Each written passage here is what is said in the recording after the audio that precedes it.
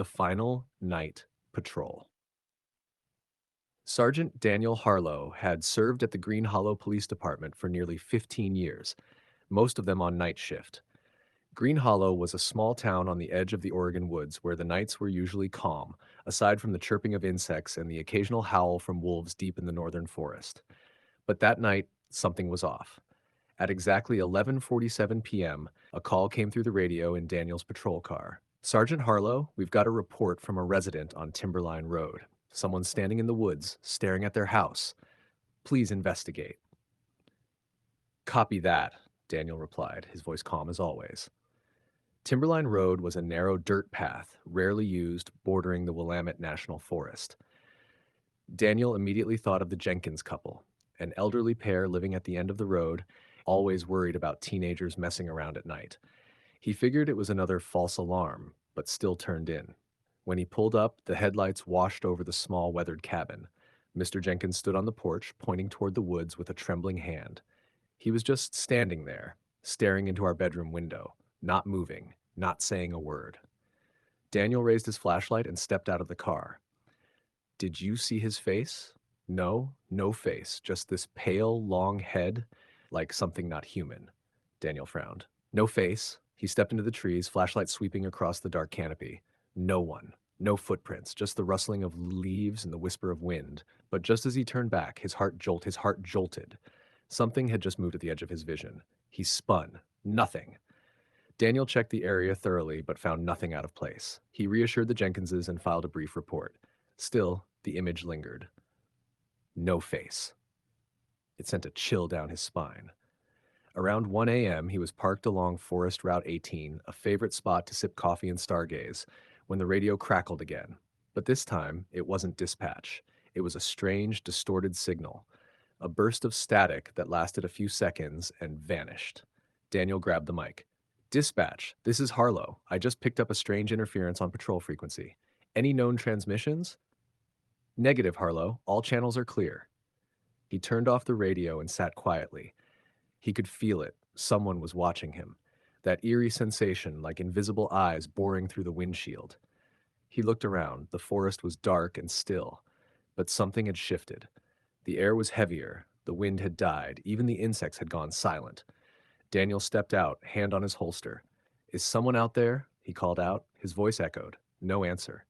Then between the trees, a pale figure began to take shape. It was unnaturally tall, standing ramrod straight as if pulled upward by strings. No face, no hair, just a smooth white head like a porcelain doll. Daniel's heart thudded. He took a step back, flashlight trembling slightly. Police, stay where you are and show me your hands. The figure didn't move. A cold wind swept past, and Daniel shivered. And then, in an instant, it vanished. Not ran, not fled, just gone, as if it had never been there. Daniel gasped. He knew it wasn't his imagination. That feeling, that icy fear gripping his spine, was too real. The next morning, Daniel filed his report, carefully wording it. Suspicious individual left scene, no direct threat detected, and so on. But he knew what he saw couldn't be explained. The following night, he was back on patrol. This time, a light rain soaked the town. The air felt thick, oppressive. At 2:20 a.m., a call came in about a stalled vehicle near Hollow Creek. Daniel arrived to find an old pickup truck tilted on the roadside. No one was inside. Flashlight in hand, he checked the cab, keys still in the ignition, driver's door open. Footprints led into the woods. He followed them for about 200 meters before stopping. Before him was a black swampy pool, and floating in the middle, a police helmet. Daniel recognized it instantly. Logan's, the rookie who was also on night shift that week. There were no signs of a struggle, no blood, just silence. Then, behind him, the softest rustle like a breath through leaves. He turned, gun drawn. Slender Man. This time it was closer, only 10 meters away. Its limbs impossibly long, hands dragging like tendrils. Even without a face, Daniel felt its gaze, deep, hollow, inhuman. He fired. The gunshot cracked through the woods. Slender Man vanished again. By morning, Logan was still missing. All they found was his helmet. No tracks, no clues. The chief suspended night patrols in the forest for 3 days. But Daniel knew it wasn't over. On the third night, he went back to the swamp alone. This time, he brought an infrared camera, a microphone, and a protective talisman given to him years ago by an elderly native woman. There are things in these woods not meant for man, she'd said.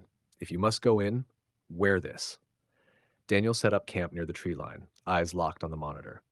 Around midnight, as the wind hissed and the insects returned, the screen flickered. Static, interference. He held his breath. Then it appeared. Slender Man stood just beyond a tree, motionless, silent. But this time it didn't vanish. It stepped forward, slowly, deliberately, toward the camera, then stopped. And like scorched film, the screen went black. Daniel bolted from the tent, gun ready, no one there. But he knew. It was watching. It didn't want to be seen, but it wasn't leaving either. Daniel quit the force a week later.